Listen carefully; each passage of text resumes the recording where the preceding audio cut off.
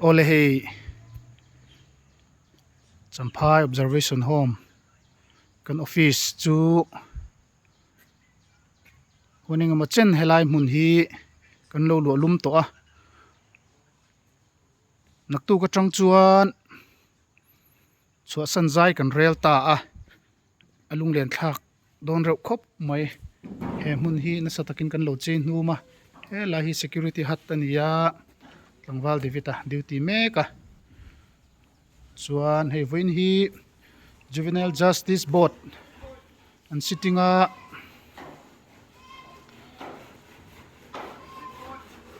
ko engemaw zat an nei a ei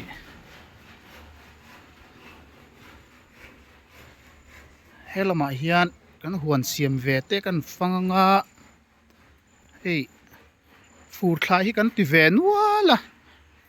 a tamber hi chu mai an hi ni deuh mai a kan eina sa to em em ani an tram ti te broccoli ti te kan be chho thin ani thlasika po thlasika te furlai te hian thlai hi theipato pin kan ti ve na samaya ei mai an te chu ala duah hluah dona ara mek boka ra te po kan ei to a atui em ani ti hian he duah hluah mai tuna po helai hi ingomolai kha chuan ar vulnan kan hmanga ar po kha kan nga man khop mai somnga borvel kha kan vula ti chuan tuna hi chuan hi garage a kan hmanga so lai son vai mim te po kan ching ani ngan fang zelangai marcha te po tam mai hi fang ma te po kan ina sa to khop mai helai hian basra te po hi kalinga ma se kan chou man ta ri lo chu ni mela kumin kha cho hun chu ni february vel ha kan chou lova ti hian aron chor no chho le a he mun lo lum le tu ten lo enjoy to mai sala helen thi pui ti te thi chi sang kan ne tuna hian ru aron sur thut maya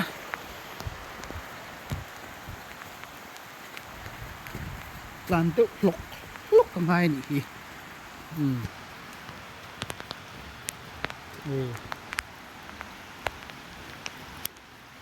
so lai son iskut kan ti huwa boka iskut hi en to del khop mai a sempo kan sem na sa staff te point kan hon na sa boka kan e seng lo chu ni deuh ber mai le tuna hian hei lai hi kan office ania sign notice board te ania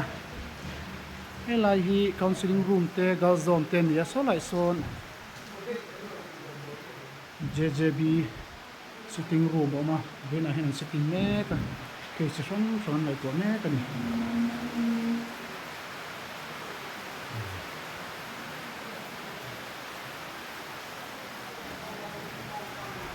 chuan kan insawn don to wang hian hei kan document le file vel te kan pick fel deuh vek to a parda te po kan la thavek to a zen helai hian kan nurse kan paramedical staff miss kim kimi ania hei hi miss mami ania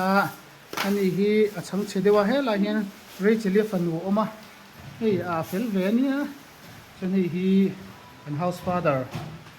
pulang nun fela ania ani hi lai ho ma chuning kim ania helai hian kan accounting room a oma helai hian hei room nuam tak te kan chhuahsan to don sia ro hi sur du na samai sia bungro te po hi uluk tewa phut phe ngai do na hei ka room ania May parda te poi kan la thagi to ngai om don ha mai le te po mi skin la ma an la thi do ka ngai om don ko maya ni so san bang ko don sia kan ti ka chu kan thai ni sa ko te ra kan ni zo man lo tu son nia i ko ni sela mi da ta no son na lo ni sela Lagi room betero. Iya ni kinakatisun na. Iyan na ang koksin ni. Mun makharap na doon na ako beautiful na so lai Zote-ah so bebe na son building so tari din sak mo maya son kompon hon tak kan ni doon ko ka kan puto ni nagtu ka tang diyan insawn group we chu insawn group we chu may kantuma nagtu ka tang diyan chhuahsanin hey insawn di buat apa mana bungwe kan mang renga tak chip emo sa kanai le do na hey una hianin kan lak sa pangin sula ma chuan bungwe kan na de ko pa ko ni sila helai Zotlang hun champhai Zotlang hun mol long lampan na 74 RCC road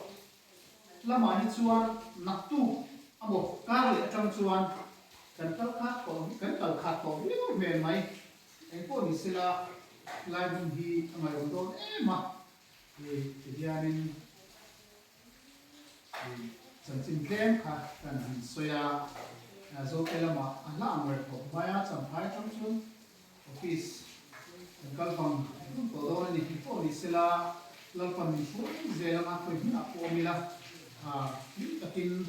kisela ne kan ha zoramtan lidamtetan kan zel dona kan intiam thar le ni ti kha kan soi ve ani kalome